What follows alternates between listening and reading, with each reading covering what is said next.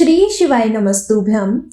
आप सभी का एक बार फिर से हमारे YouTube चैनल पर हार्दिक स्वागत है। इससे पहले कार्तिक मास महात्म्य के पहले अध्याय में आपने जाना था कि किस प्रकार ब्रह्मा जी ने देवर्षि नारद को कार्तिक मास के सभी नियमों के बारे में और कार्तिक मास के पूजन के बारे में बताया था। आज आप सुनेंगे कार्तिक महात्म्य का दूसरा अध्याय। अब हम कार्तिक महात्म्य का दूसरा अध्याय प्रारंभ करते हैं। ब्रह्मा जी बोले, हे पुत्र, जो व्यक्ति तुलसी की मंजरी सहित भगवान शालिग्राम का एक बूंद चरणामृत पान करता है, वह ब्रह्म हत्या जैसे बड़े बड़े पापों से मुक्त होकर वैकुंठ को प्राप्त करता है। इसमें कोई संदेह नहीं है। जो भगवान शालिग्राम की प्रतिमा के आगे अपने पितरों का श्राद्ध करता है, उसके पितरों को तत्काल वैकुंठ प्राप्त हो जाता है। जो भगवान शालिग्राम की मूर्ति दान करता है, उसे समस्त पृथ्वी के दान का फल प्राप्त होता है। जो भगवान शालिग्राम की प्रतिमा को बेचता है, वह महान कष्ट भोगता है। इसलिए शालिग्राम की मूर्ति को बेचना नहीं चाहिए। श्री विष्णु जी भगवान का पूजन शंख के जल से करना चाहिए। श्री शिव जी का पूजन बेलपत्रों से, सूर्य का तुलसी से, गणेश जी का पूजन धतूरे के फूलों से, विष्णु जी का पूजन कमल के पुष्पों से तथा श्री लक्ष्मी जी का पूजन मालती अथवा चंपा के फूलों से करके प्राणी परम पद को पाता है।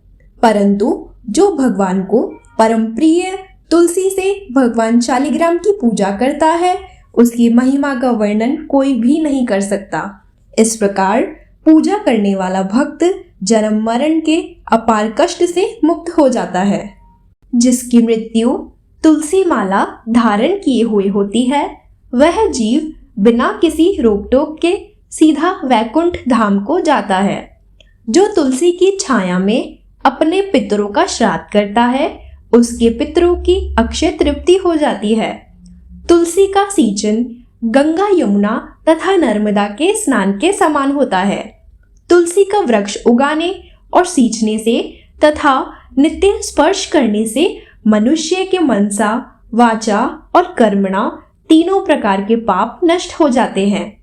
कार्तिक मास में व्रत करने वाला तुलसी जी का शांत चित्त से पूजन, प्रदक्षिणा और नमस्कार करके हाथ जोड़कर प्रार्थना करे, हे हरि की परम प्रिया, देवताओं ने तुम्हें बनाया है और मुनीश्वरों ने तुम्हारा पूजन किया है।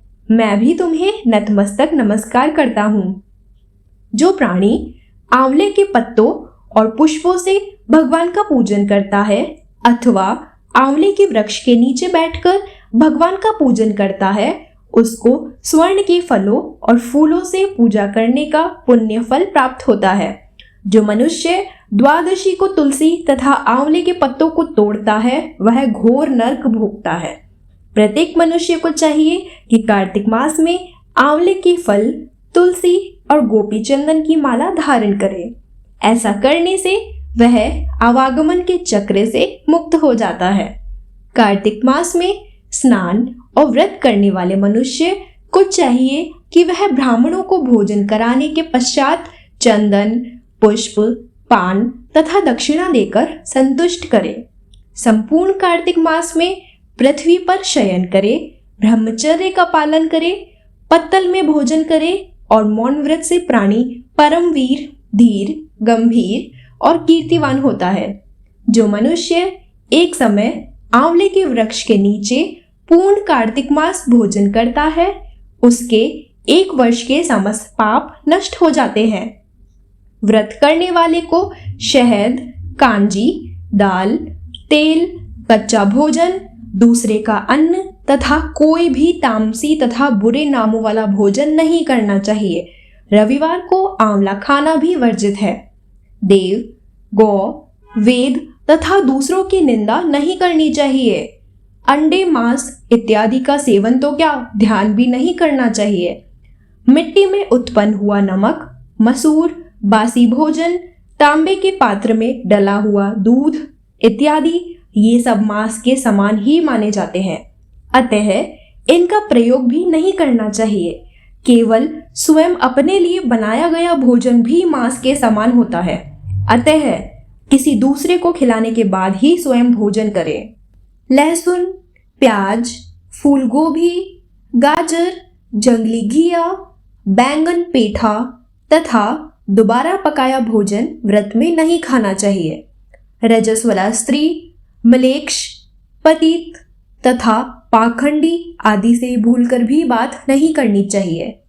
एकम को पेठा, दूज को बैंगन, तीज को गोभी का फूल, चौथ को मूली, पंचमी को बेलफल, छठ को कलिंदा, सप्तमी को आंवला, अष्टमी को नारियल, नवमी को जंगली घिया, दशमी को परमल, एकादशी को बेर, द्वादशी को मसूर, त्रयोदशी को पान, चतुर्दशी, अमावस्या तथा पूर्णमासी को किसी भी फली का साग भूलकर भी नहीं खाना चाहिए।